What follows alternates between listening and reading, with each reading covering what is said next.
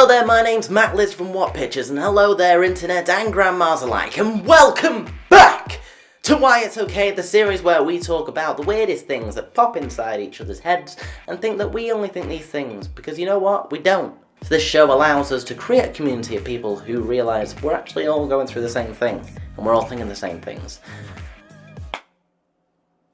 That's it, really. But today I want to talk about why it's okay to be wrong.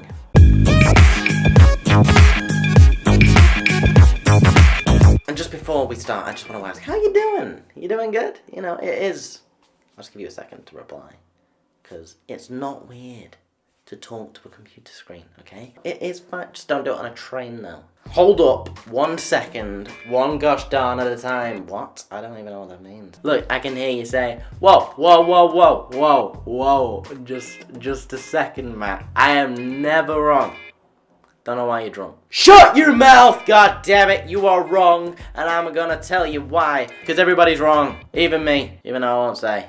That's the point I'm about to make. Look, it's very easily done. We are either wrong or we think we're in the right in a situation in which we are in fact wrong. But it can be done. And unfortunately, when you are in the mindset of being right, even if you're wrong, then it's very hard to get out of that mindset. Especially when we're in an emotional situation. So for example, if we're in an argument, a lot of feelings and a lot of emotions come up out the surface just out of nowhere, like, hello, how you doing? And they ruin everyone's lives. Because the thing is, this can cause narrow-mindedness.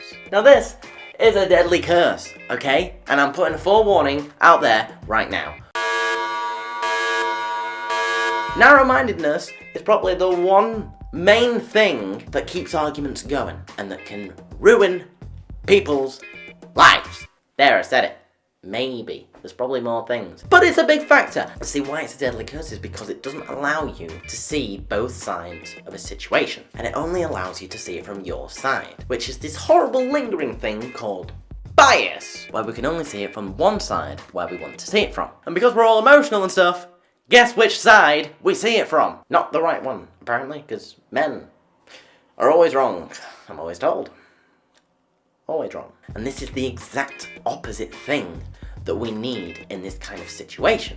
But in order to successfully engage in these kind of emotional upsets, we need to be able to see it from both sides. You've got to have an open mind. Simple as. But when we have this narrow-mindedness and bias towards ourselves, it makes it nearly impossible to get off that high horse and actually to realise that we may actually be wrong. Yeah, I'm talking about a whole situation that if you're wrong is the point, okay? Because if you're right, then, you know, then obviously this isn't for you. But I'm just sometimes you're wrong, okay? So what you have to take from this episode is that, yeah, sometimes we are wrong. But in order to get through these breaks in communication, we have to realise when this bias starts to take effect, and to be aware of this narrow-mindedness when we're in these situations. Because if we're at least aware of it, we can then acknowledge the fact that, okay, I'm in this emotional situation and I need to calm the down. Because otherwise your emotions are just going to take over your body and make you say things you don't want to say or do things that you don't want to do, and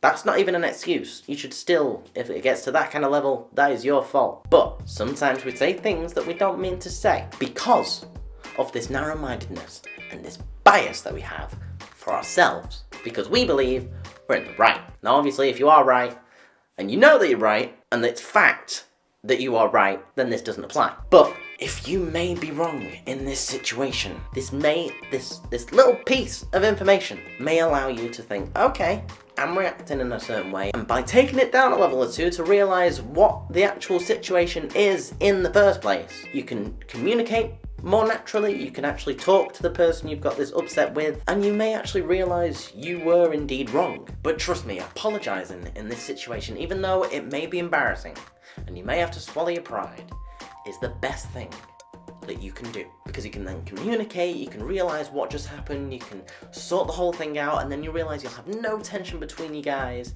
and things are just right as rain, and, well, hopefully, unless you killed someone. So just remember, we are, in fact, wrong from time to time, and it's a lot easier to try and realise when this happens and to apologise for it as soon as it happens.